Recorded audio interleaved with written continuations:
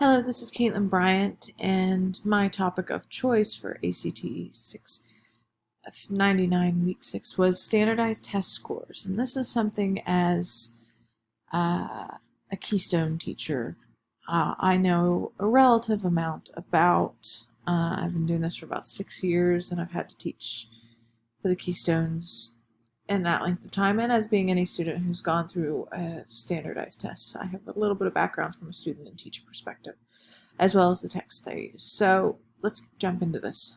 Describe this data technique. This is a cumulative exam that was really pushed into heavier use after the No Child Left Behind Act, and more currently by the ESSA.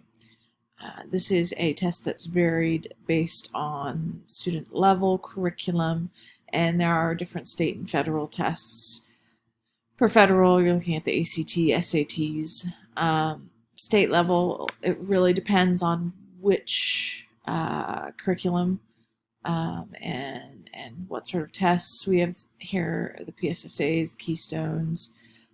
We have 3 major Keystones. In other states, as Virginia, for example, because I'm from Virginia, so it's my good reference point. We called those the Standards of Learning, or the SOLs.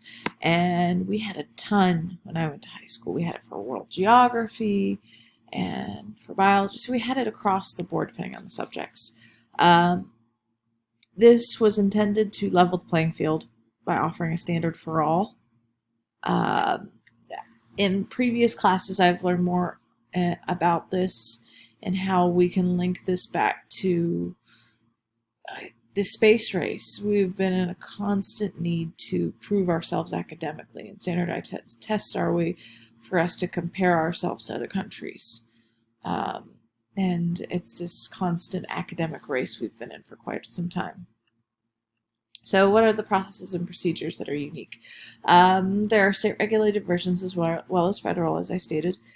This is school dependent on whether or not they do this, and there is the ability to opt out. Parents have the option to say, no, you're not doing this test, regardless of the requirements, which is something unique. Now, SATs and ACTs are going to be unique in terms of college admissions and then state testing for the high school level. This is quantitative, completely, totally quantitative. This leads to percentiles and rankings throughout state and college systems. Colleges will look at your SAT and ACT like number scores in the fields provided, and your state testing, your schools become ranked, your students become ranked. It's very number-based system in terms of scores. So this is really good for a quick overall look at a year's curriculum and the student's end result. It's good for yearly progress reports on how a student is performing.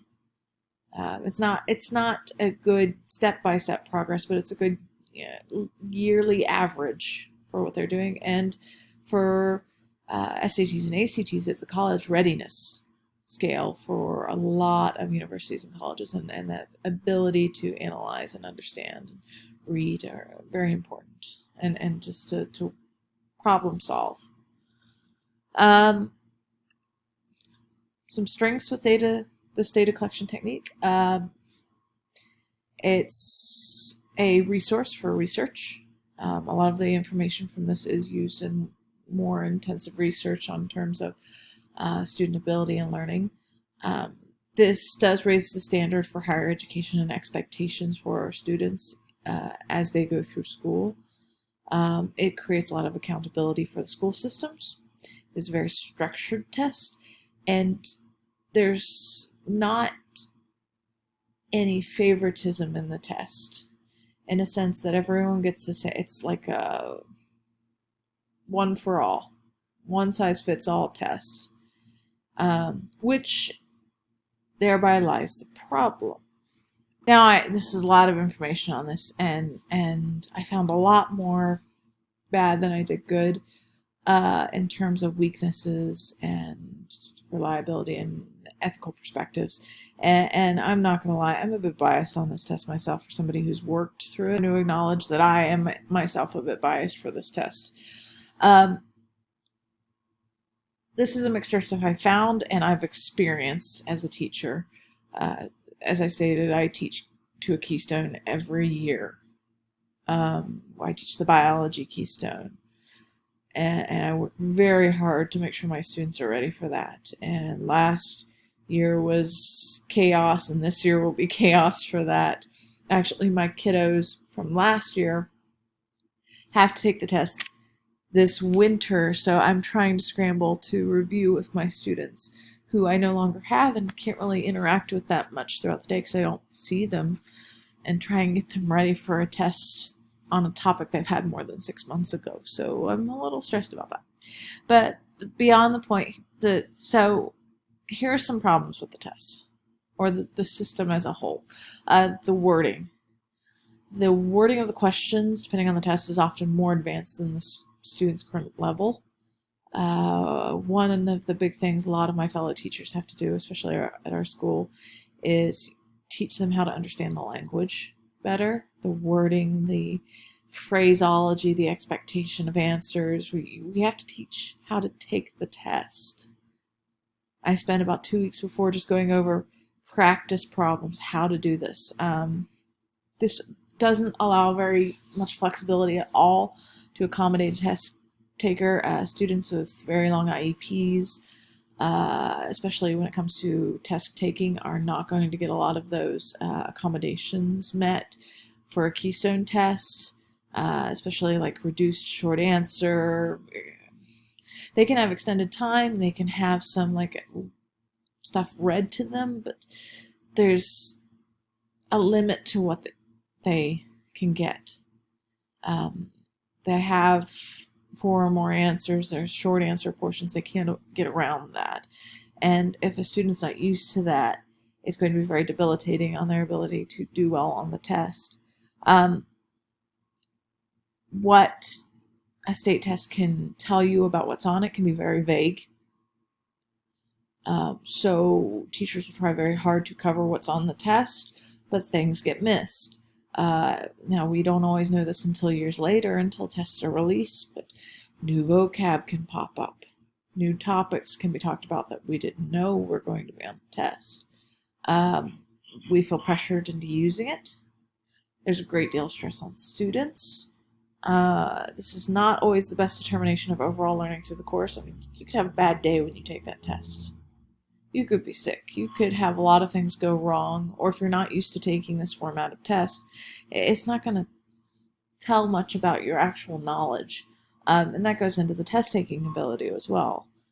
If you're not a good test taker, but you're really knowledgeable, or you're not used to that format, or you're not used to this strenuous path that you have to go through, the length of time that you have to put into taking one of these tests, including like the SATs and ACTs, those are very long tests, it's going to affect your performance. A lot of these tests are made from for-profit companies, so there could be a lot of bias on that level. And then, as I stated, there's bias in general in terms of the question making. The questions are geared to a certain demographic. Bias can also include, based on where the student is from, their resources to knowledge based on their school's funding, the language.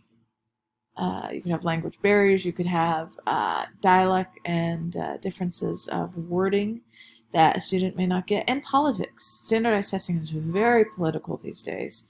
There's a lot of push for some communities for it, a lot of push for some communities against it, and there's just a lot of pressure around. I myself am not fond of the test, and I will be completely honest about that, biased in that. But this is why I wanted to talk about it, because it's something that's constantly on my mind. And here are my resources. And thank you very, very much for taking the time to listen. Have a lovely day.